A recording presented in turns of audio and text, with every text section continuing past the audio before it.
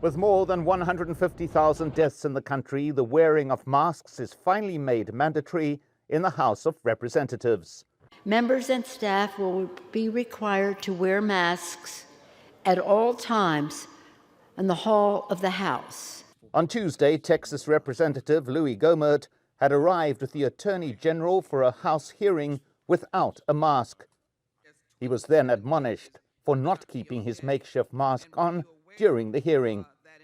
Early Wednesday, he tested positive on arrival at the White House. He'd been due to accompany President Trump on a trip to his home state, but is now in self-quarantine.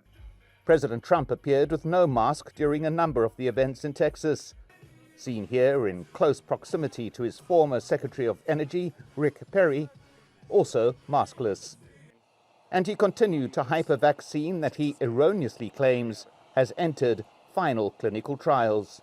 This is the fastest a vaccine has ever been developed.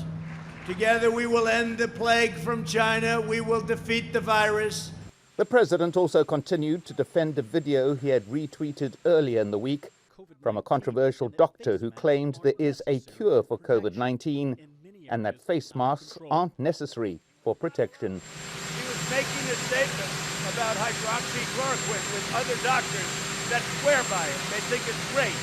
Once again, he was publicly contradicted by a member of his coronavirus task force, citing multiple studies. The cumulative data on trials, clinical trials that were valid, namely clinical trials that were randomized and controlled in the proper way, all of those trials show consistently that hydroxychloroquine is not effective in the treatment of coronavirus disease or COVID-19. And in Congress, Republicans and Democrats are nowhere near agreement on a new coronavirus relief bill, while millions of American families continue to struggle with the physical and economic effects of the virus. A leading medical organization has issued an urgent warning.